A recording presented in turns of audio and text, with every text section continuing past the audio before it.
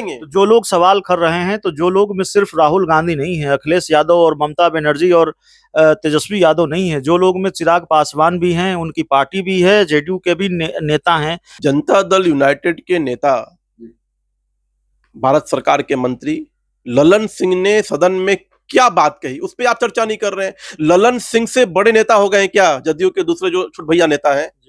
देखिए, मैं बार बार कह रहा हूं, चिराग पासवान का क्या बयान आया है? कोई बयान आया है क्या इस विषय को लेकर के? उनके अगर कोई जिला अध्यक्ष अगर कोई बयान दे रहा है तो उस पे हम अधिकृत नहीं है, वो अधिकृत वक्ता नहीं है लोजपा का बयान देने के लिए। मैं ये कह रहा हूं कि जो मुस्लिम नेता, चाहे वो जनता दल यूनाइटेड के हों या लोजपा के मुस्लिम नेता का जो बयान आया है, वो नेता इस हैसियत में नहीं है कि वो जनता दल या लोजपा के निर्णय को प्रभावित कर सकें।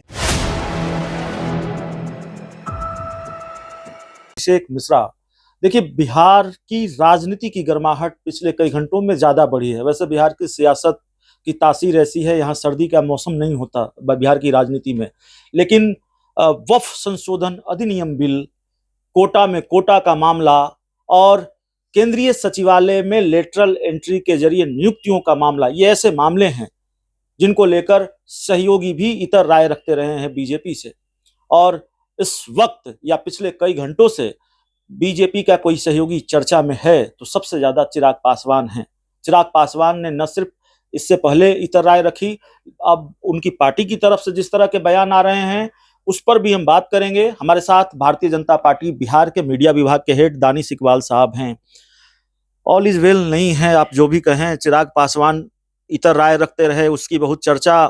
कल उन्होंने संकेत दिए झारखंड विधानसभा का चुनाव, दूसरे राज्यों का चुनाव अकेले लड़ सकते हैं, लेकिन उनकी पार्टी की तरफ से जो बयान आया मैं उससे शुरुआत करना चाहता हूं। उनकी पार्टी के जिला अध्यक्ष हैं, पार्टी में जिला अध्यक्ष की भी एक भूमिका होती है, वो भी नेता होते हैं, और उन्होंने कहा कि मोदी भगवान नहीं है, अगर गोधरा कांड पर रामविलास पासवान इस्तीफा दे सकते हैं तो फिर आगे कुछ भी हो सकता है।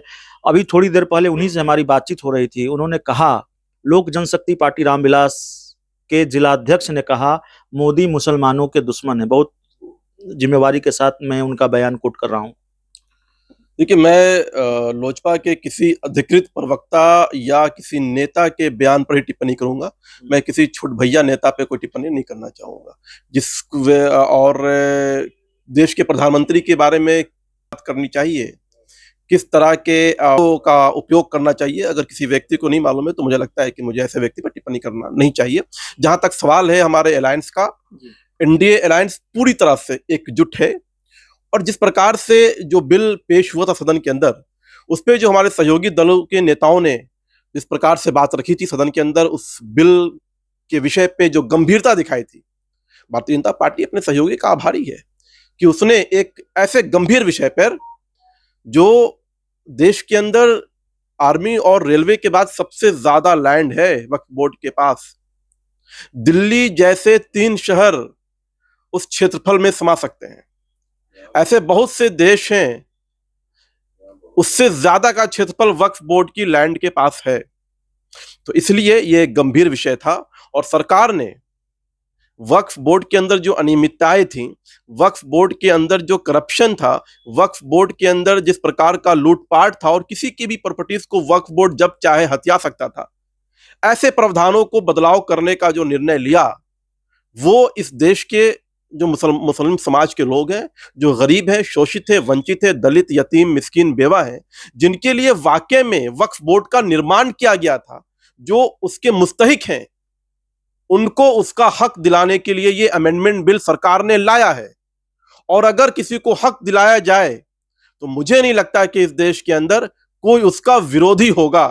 विपक्ष अपनी राजनीति चमका रही है, विपक्ष तुष्टीकरण की राजनीति की पराकाष्ठा को पार कर रही है, और लगातार यूपीए की सरकार ने इस अमेंडमेंट किया इस वक्फ बोर्ड के अंदर, वो तुष्टीकरण के लिए किया। किस प्रकार से वक्फ बोर्ड को तुष्टीकरण के लिए पावर दे दिया जाए कि वो आपके और हमारे प्रॉपर्टीज को भी हथिया ले। अगर आज सरकार बिल ला करके उस पावर को खत्म करना चाहती है, और जो मुस्तहिक हैं, जो गरीब हैं, उनको उनका हक दिलाने का काम कर रही है, तो इस देश के अंदर मुस्लिम समाज हो या और जो दीगर पार्टियां हैं, सब उसका जो सहयोग कर रही हैं और स्वागत कर रही हैं। ये सवाल उठाया है फिर मैं कहूंगा चिराग पासवान की पार्टी ने कि जमीन मुसलमानों की होगी और मालिक कलेक्टर होंगे, हम कलेक्टर से पूछकर कोई करने जाएंगे। और यही सवाल जेडीयू के बड़े नेता हैं गुलाम गौस, उनसे हमारी बातचीत हो रही थी, उन्होंने भी उठाया है कि कलेक्टर फैसला करेगा।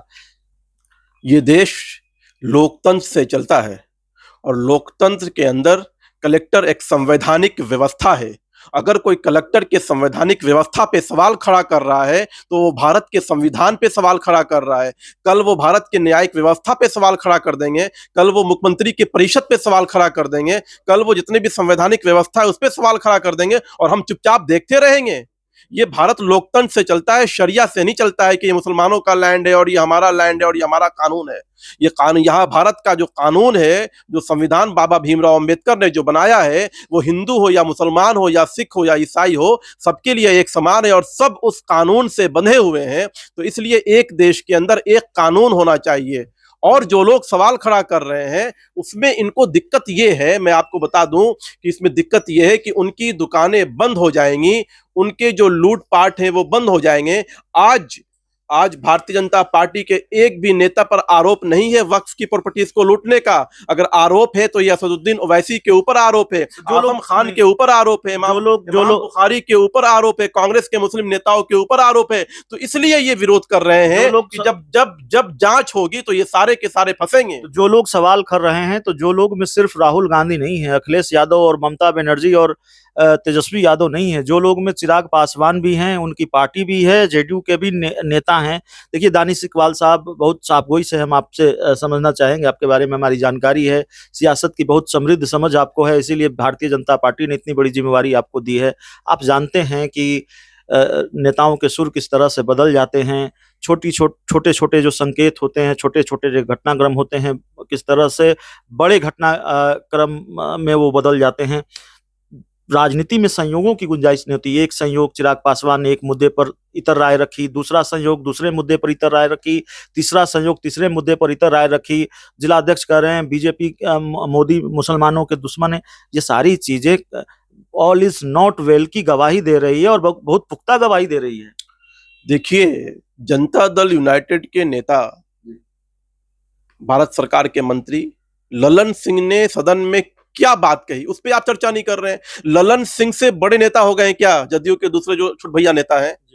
देखिए, मैं बार बार कह रहा हूं, चिराग पासवान का क्या बयान आया है? कोई बयान आया है क्या इस विषय को लेकर के? उनके अगर कोई जिला अध्यक्ष अगर कोई बयान दे रहा है तो उस पर हम अधिकृत नहीं है, वो अधिकृत वक्ता नहीं है लोजपा का बयान देने के लिए। मैं ये कह रहा हूं कि जो मुस्लिम नेता, चाहे वो जनता दल यूनाइटेड के हों या लोजपा के मुस्लिम नेता का जो बयान आया है, वो नेता इस हैसियत में नहीं है कि वो जनता दल या लोजपा के निर्णय को प्रभावित कर सकें।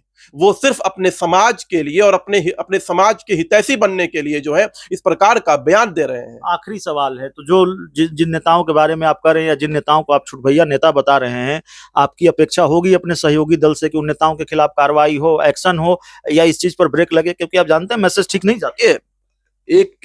एक दल के अंदर बहुत सारे लोगों का अपना अलग अलग विचार हो सकता है। जनता दल यूनाइटेड, नीतीश कुमार हमारे सबसे अहम महत्वपूर्ण सहयोगी हैं। बिहार के अंदर एक प्रकार से वो हमारे जो है नेता हैं, अभिभावक हैं, उनके नेतृत्व में बिहार का बदलाव हुआ है। उनके पार्टी के एक विधायक हैं, लगातार वो बयान देते रहते हैं, चुनाव से पहले भी बयान दे रहे थे, चुनाव के बाद भी बयान देते रहते हैं। तो सरकार भी और नीतीश कुमार भी और हम लोग भी समझते हैं इन चीजों को। आपको मालूम है किसकी बात कर रहा हूं? तो उससे क्या फर्क पड़ा? उस बयान से, उनके नेता के, उनके विधायक के बयान से हमारे रिश्तों में या हमारे सामूहिक निर्णय लेने में कहीं किसी प्रकार की बाधाएं आई क्या? नहीं आई।